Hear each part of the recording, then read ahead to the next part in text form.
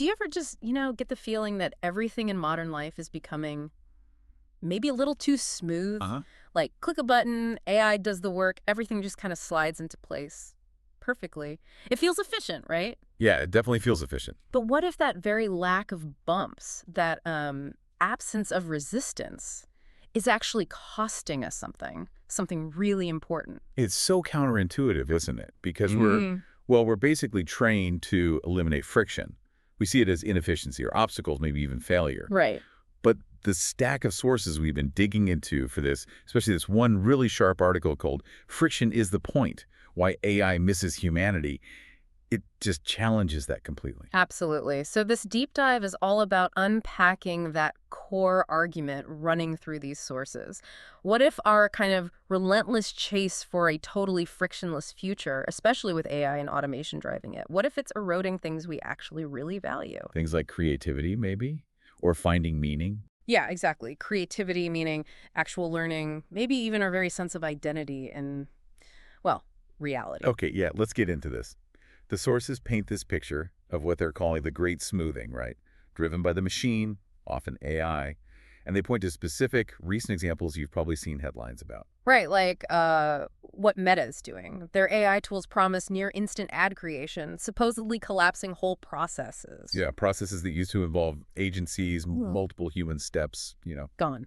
And it's not just Meta, is it? No, not at all. Think about Amazon pushing those free AI video generated. They let anyone churn out like photorealistic ads in minutes. Millets. Yeah, and the sources quoted someone who made one saying there's no crew, no script, no tension in the process, just output. No tension. Wow, that phrase really, it sticks with you. And then you look at Google, right?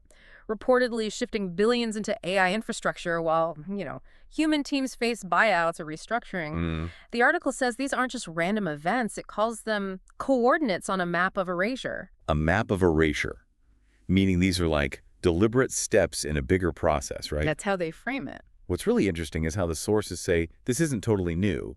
It's a continuation of a pattern from these same companies. Yeah, they point to a history here. The article mentions how Meta did this before with publishers. Right, and Amazon with independent retail. Google with classifieds and local media. Each time, the promise was streamlining, less fiction. But the result, the sources argue, was consolidation. Yeah, Well, mass devaluation. exactly. And the big worry now, according to these sources, is that this frictionless push is moving upstream. Upstream meaning. It's targeting the creative layer itself, the branding, the storytelling, the core identity, even what makes us want something. Mm. And AI is the engine for this. Okay. And the sources warn that the potential result isn't just everything looking the same, blandness. No, it's worse. They call it compression. Compression, what do they mean by that exactly? Compression of what? Well, they mean a compression of differentiation, what makes things unique. Yeah. A compression of perceived value. And ultimately, a compression of margin. Ah, okay. So if everything feels the same, instantly generated, no visible effort, no unique texture, why pay more for anything? Precisely. When there's no friction to make you pause or feel something is distinct or that it matters, it just becomes a commodity. Okay.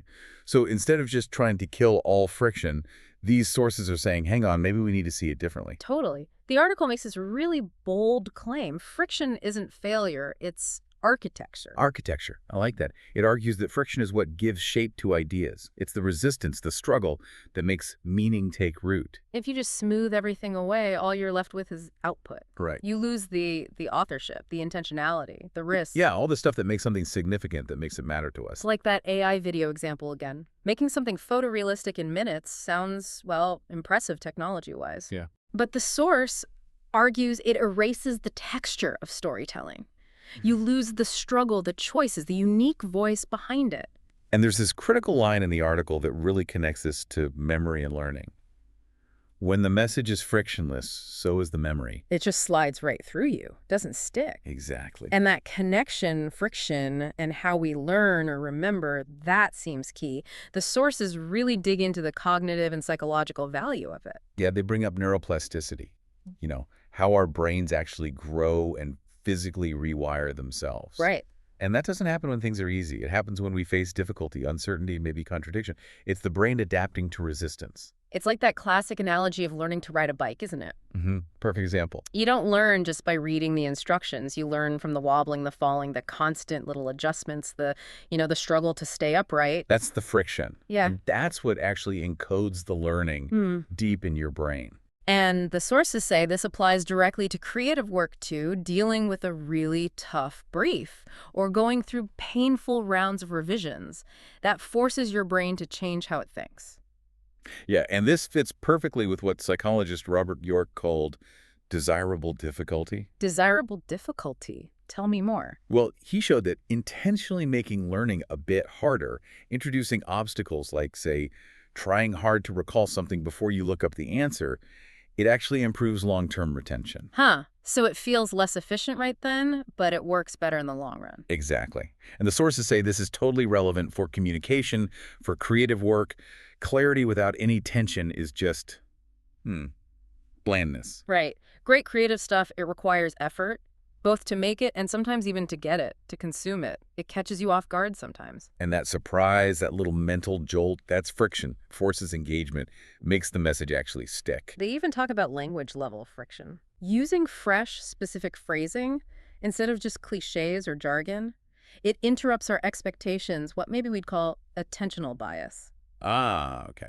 That slight pause, that need to process it, it makes the brain work a little. And in this flood of generic content, that little bit of work creates value. Because narratives, right, which inherently have friction, they slow the brain down just enough to let meaning sink in. They make you think, they create value. And without that, you get what the sources call optimization without identity, just chasing cheap attention. Which leads, they argue pretty starkly, towards everything becoming a commodity. They actually call it a business model collapse in slow motion. Wow. Okay. And this idea of like beneficial struggle, it also shows up in the work of Csikszentmihalyi, the psychologist who studied flow state. Yes, exactly. That deep, enjoyable immersion you get when you're doing challenging, meaningful work. Right. And Csikszentmihalyi's research found that the most rewarding activities, they often start with some resistance. Yeah, the article quotes him saying something like, most enjoyable activities are not natural. They demand an effort that initially one is reluctant to make. Okay. But once the interaction starts to provide feedback to the person's skills, it usually begins to be intrinsically rewarding. So the sources are saying friction isn't the thing stopping you from getting into flow? No, it's the entry fee to flow. It's not the obstacle to transcendence, it's the condition for it. You need that initial pushback. That makes sense. Yeah. And learning, too, thrives on surprise, right? Absolutely. According to the sources, the most powerful learning signal our brain gets is a prediction error when something violates what you expected. That little jolt that makes your brain go, whoa, wait a minute. Figure that out. Right. The author's friend even coined a great word for it. Anti-appointment. Anti-appointment. I like that. That feeling when what you expected isn't quite what you got. Yeah. And this is where AI, if it's just constantly feeding you perfectly calibrated stuff based on what it knows you like, runs into a potential problem. It flattens novelty. You just get exactly what you expect every time. Exactly. Which means, as the sources argue, nothing stretches you. Nothing stirs up that anti-appointment, that prediction error. So friction creates those necessary jolts of surprise that actually teach us. Without it, the brain just coasts. Mm-hmm. And expanding this out even further, the sources connect this whole frictionless trend to anthropologist Alexei Yurchak's concept of hypernormalization. Hypernormalization. Okay, what's that about? Well, Yurchak studied the late Soviet Union. He described how systems there became so optimized, but also so hollow, that people just went through the motions, even when they knew the underlying meaning was gone. And that led to this weird detachment from reality. Yeah. And the sources see parallels today, scrolling through endless polished content that feels templated, frictionless, maybe not really made for you. It functions, but it doesn't truly resonate. You consume it, you forget it instantly. Right. You might even hold beliefs about things that feel kind of unreal because they lack that lived friction, that texture. They call this nostalgia for something you didn't quite live, or what? familiarity with nothing specific. Wow. Familiarity with nothing specific. Yeah. Yeah, that hits home for the digital age, doesn't it? It feels unsettlingly accurate. It really does. And this frictionless state that the sources argue, it erodes belief, connection, identity. Not through some big dramatic break, but through constant rehearsal. It's like reality bleeding out by degrees. So friction is like the glitch, the bump in the road that interrupts that smooth loop. Exactly. It makes you notice something is off, makes you care enough to ask why. Okay. And this leads to another really critical point they make. Consent. How does friction relate to consent? Well, friction reminds us we have a choice. It creates that moment to pause and decide. In these super smooth, frictionless systems where content is infinitely optimized to your behavior, messages tailored almost invisibly, consent starts to erode. By design, they say. So you don't make a conscious decision to engage, you just kind of drift in. You don't actively choose, you just keep scrolling. You're not authoring your experience, you're just adapting to whatever the system serves up. And friction is that little tug, that feeling that tells you, hey, this wasn't mine until I put some effort in, until I chose it, until I made it mine. Exactly. And without that vital friction, the sources warn, influence becomes indistinguishable from control. That's a heavy thought. So, okay, in an age where AI is busy smoothing everything out, the sources completely flip the script. Friction becomes an advantage. Yeah. Perhaps even the last honest metric we have. How so? Because it reveals taste. It reveals care. In a world where generative AI means basically everyone has access to the same tools to create endless output.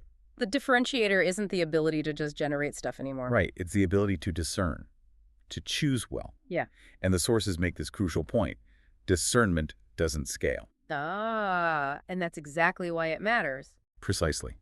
Discernment involves struggle, asking questions, hesitating, taking time. It involves friction. So the sources frame their final thoughts not as like resist AI, but more like resist amnesia. Yeah, resist forgetting what makes us uniquely human and creative. And they argue we need to actively build systems that keep humans in the loop, specifically so they can feel what they're making, feel the friction. Oh, okay. And they offer some practical strategies for this, right? For staying irreplaceable in these systems designed for erasure. They do. Really concrete stuff. Like becoming a curator of prompts instead of just passively consuming AI output. Exactly. Learning to guide and direct the AI with your own specific taste, your own point of view. Or actively repositioning your work around discernment. Maybe chasing resonance over just sheer reach. Right. Because anyone can generate reach with frictionless content, but resonance, that comes from care, from discernment, which requires that friction. And importantly, building friction back into your own creative process, deliberately. Making time for iteration, actually challenging ideas, maybe presenting multiple options, and consciously choosing the one that surprises you the most, not just the easiest one. Okay. And framing your value differently, too. Yeah. Not just as being able to do or generate the executive part, but as being able to judge, to interpret, applying taste and discernment, the interpretive part. So, AI can generate, but you evaluate and select. That's where the human value lies. Right. And finally, protecting what they call rituals of realness. Rituals of realness, like what? Things like actual in-person critique sessions, maybe silent brainstorms where ideas have space to form without instant judgment, or even making decisions that hurt a little. Hurt a little. Yeah, decisions that involve genuine trade-offs or real effort, proving their actual choices, not just defaults. These aren't just small tweaks, then, as the sources put it. They're vital AI survival strategies for authorship. Exactly. So, to kind of wrap up this deep dive, the core argument that's hammered home by these sources is, well, it's pretty profound. Friction isn't just an obstacle to be smoothed away. No, it's a vital ingredient. It's essential for making things meaningful, for enabling learning, sparking creativity, shaping who we are. And even for allowing us to truly consent, to have agency in this increasingly automated world. AI's strength is that frictionless output. But human strength, and maybe our future advantage, lies exactly in that meaningful struggle, the struggle that friction provides. So here's maybe a thought for you, the listener, to take away from this deep dive and mull over. In your own work, or just in your life, where are you seeing friction being removed, maybe without you even noticing? And perhaps more importantly, where might adding friction back in or deliberately protecting it actually be the key? The key to unlocking deeper understanding, creating greater value, or maybe even just strengthening your own sense of self?